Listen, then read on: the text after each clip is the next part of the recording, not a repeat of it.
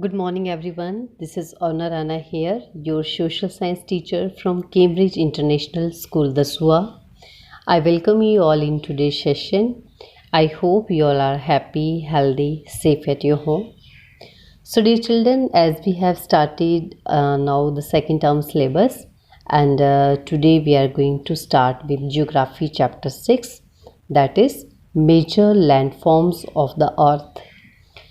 In the earlier chapter, chapter 5, we have discussed about the major domains of the earth, in which we have discussed about the lithosphere, hydrosphere, atmosphere and the biosphere. Okay, and in this chapter we are going to discuss about the major landforms of the earth. So I hope you all are ready. So as usual, we start with the lessons objectives. So let's discuss the lessons objectives first. Geography chapter 6, Major Landforms of the Earth. Lessons objectives: to know the major landforms of the earth, to know about the different types of mountains, to know about the formation of these mountains. Lessons outcomes: at the end of the lesson, the students will be able to know the major landforms of the earth, to know about the different types of mountains, and to know about the formation of these mountains. So, dear children, as there is one image on the screen, and in this image, you can find like the various landforms are there, like mountain, plateau. Then we have the different like plains, island, lakes, river, distributary, peninsula. So these all are the different landforms. You have noticed that the surface of the earth is not the same everywhere. The earth has an infinite variety of landforms. Some parts of the lithosphere may be rugged and some may be flat. And these landforms are result of two processes. Within the earth, a continuous movement is taking place. This is known as the internal process. Internal process leads to the upliftment and the sinking of the earth's surface at several places. The volcanic activities, earthquake, tsunami, these all are the internal processes. Second one is the external process. External process is the continuous wearing down and rebuilding of the land surface, and it is mainly of two types. One is the erosion and second one is deposition. So erosion definition, I hope many of you are aware. Erosion means the wearing away of the earth's surface, that is called erosion. And second is the rebuilding of the earth's surface, that is known as the deposition. In one process it is the wearing away of the earth's surface, and in second one it is the rebuilding of the earth's surface, and these two processes are carried out by the running water, ice and wind. Okay, now we are going to discuss about the major landforms. We can group different landforms depending on elevation and slope, and they are as mountains, plains and plateaus. So first of all, we are going to discuss about the mountains. I hope you all have heard this word earlier also, and many of you might have visited the hilly area or the mountain area. But first of all, let's define what is a mountain. A mountain is any natural elevation of the earth's surface. Natural elevation means naturally it is lifted one, or we can call, or we can define in this way also, like a steep hill with an elevation of more than 600 meter is termed as a mountain. If its height is more than 600 meter, then it is a mountain. Otherwise we can simply call it a hill. That is the main difference between a hill and a mountain. Now we have also seen like there are so many rivers which are flowing through the mountains, and these rivers, they have their origin from the glaciers. And what are glaciers? Glaciers are the permanently frozen rivers of ice. When this ice melt down, it start flowing from there, and it took the form and the shape of a river. Now there is one a new term for you people, that is the range. A range is a line or a chain of mountain. Okay, like the mountains, you can find that there is not a single mountain, but there are number of mountains together, so we can call them the range of mountain or the chain of mountain. Now in this slide you will find like that there are different types of mountains. Mainly the three types of mountains are there. The first one is fold mountains, second one is block mountains, and third one is volcanic mountains. Now let's discuss about these mountains one by one. First one is fold mountain. Fold, as the name suggests, like whenever we are folding something, like paper is there and we are folding that, so that is the fold one.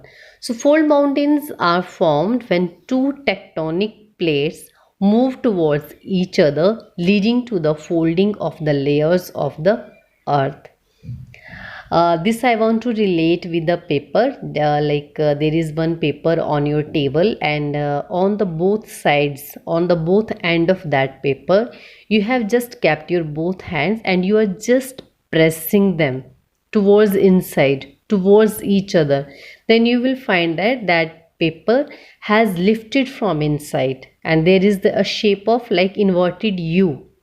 Okay, like an fold. So that is known as the fold mountain. Again, I am repeating the definition. Fold mountains are formed when two tectonic plates move towards each other, leading to the folding of the layers of the earth. And there are two types of fold mountains. One is old fold mountain, and second one is young fold mountain. In the old fold mountains, you will find Aravalli range. It is in India, and it is one of the oldest mountain. Second one, we have the Ural mountain. Ural mountain, they are in Russia, which are separating Europe as well as Asia. Then Appalachian mountain. These Appalachian mountain, they are in the North America. Okay, these all information they are given in your book also. Aravalli, it is the oldest mountain of India as well as of the world. Ural mountain, it is in Russia, which is separating Europe and Asia. And Appalachians mountain, they are in the North America. These three are the old fold mountain. Now second one is the young fold mountain. In the young fold mountain, you will find the Himalaya mountains as well as the Alps mountain. Himalayan mountain, like they are in Asia, and some parts of Himalayan mountain that is in India also. And Alps mountain you will find in Europe.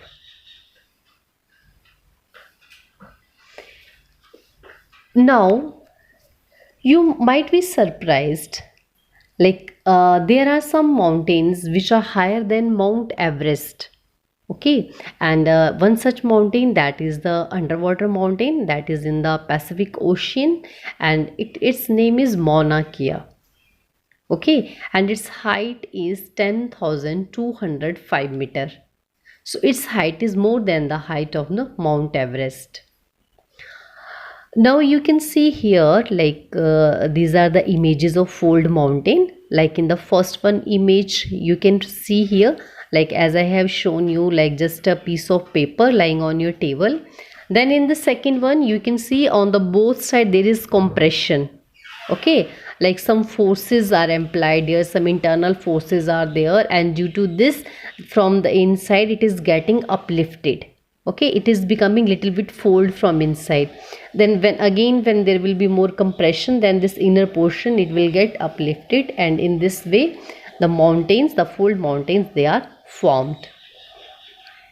Examples we have discussed: Himalaya, Alps, Aravalli, Ural, Appalachian. These all are the fold mountains. I hope I am clear up to here. The second mountains are the block mountains.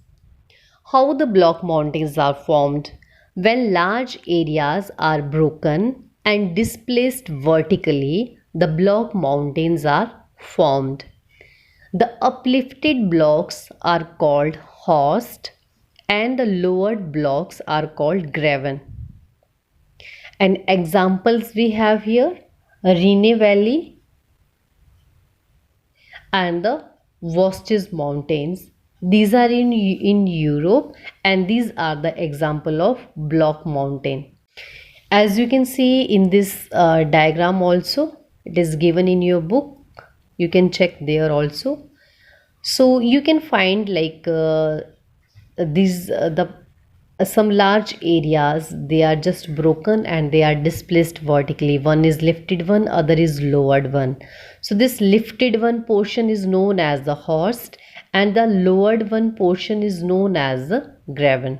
Examples I have discussed with you: Rhine Valley and the Vosges Mountain. These are the example of block mountains. Now the third type of mountains are the volcanic mountains. Volcanic mountains are formed due to volcanic activity. When there is any volcanic eruption, then these mountains are formed. For example, Mount Kilimanjaro, that is in Africa, and Mount Fujiyama in Japan. These are the volcanic mountains. I hope I am clear up to here. Okay, let's repeat again. There are three types of mountain. One is fold mountain, second is block mountain, and third one is volcanic mountain.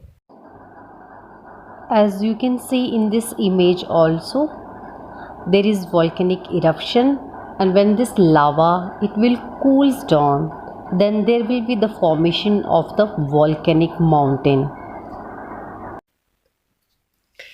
Next topic is uses of mountain. Now how the mountains, they are useful to us. Mountains are a storehouse of water, as I have discussed earlier also. Like there are so many glaciers, and from these glaciers there are many rivers which are originated from there. So mountains are a storehouse of water, and water from the mountains is used for irrigation as well as the generation of hydroelectricity. The river valleys and terraces are ideal for the cultivation of crops. Mountains have a rich variety of flora and fauna. Flora and fauna means like the plant kingdom and the animal kingdom. The forest provide fuel, fodder, shelter, and other products like gum, resins, etc. Several sports like paragliding, hang gliding, river rafting, and skiing, these are popular in the mountain area. The last topic of today's session, that is the why are the mountains thinly populated?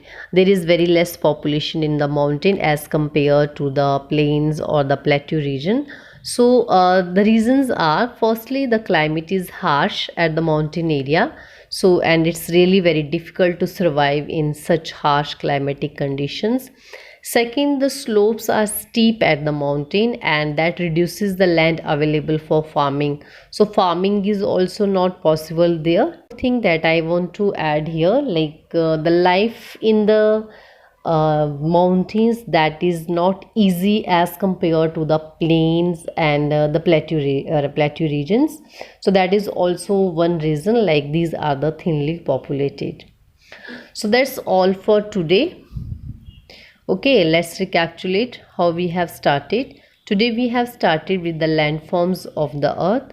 Landforms means like the various forms of the land, and these landforms, they occurs due to the two processes. One is the internal, other is the external. Internal processing, like there is volcanic eruption, earthquake, tsunami, and external, like the erosion and deposition. So these are the processes which occurs due to which there is the occurrence of landforms. Then we have discussed about the major landforms. They are the mountains, plains and plateaus. We have discussed three types of mountains: fold mountain, block mountain and the volcanic mountain. Fold mountains, these are formed when two tectonic plates, they move towards each other, leading to the folding of the layers of the earth. And there are two types of fold mountain, like the old fold mountain and the young fold mountain. Aravalli, Ural, Appalachian, they are the old fold mountain, and the Himalayan and Alp, they are the young fold mountain. When large areas are broken and displaced vertically, the block mountains are formed. The uplifted blocks are called horst and lowered blocks are called graven. For example, Rhine Valley and Vosges Mountain. These are the example of block mountains. Volcanic mountains, these are formed due to the volcanic activity, and Mount Kilimanjaro and Mount Fujiyama are the example of volcanic mountains. Mountains are very useful. They are the storehouse of water, which is and this water is used for irrigation as well as generation of hydroelectricity, and maybe for other purposes also. River valleys, they are good for the cultivation of crops. Mountains have a rich variety of flora and fauna. The forest provide fuel, fodder, shelter and the other things also. And there are several sports like paragliding, hang gliding, river rafting, skiing. These are popular in the mountain. And then the last topic which we have discussed is why are the mountain thinly populated? Because of the harsh climate, and because very less land is available for there, and there are less facilities. The life is not easy in the mountain area. That's why these are the thinly populated. So dear children, that's all for today. I hope you were able to understand the things which we have discussed, and still you people have any doubt, then we are going to clear in our live lessons. At last, I just want to say, take care of yourself, keep learning, keep growing. Thank you all. Have a nice day.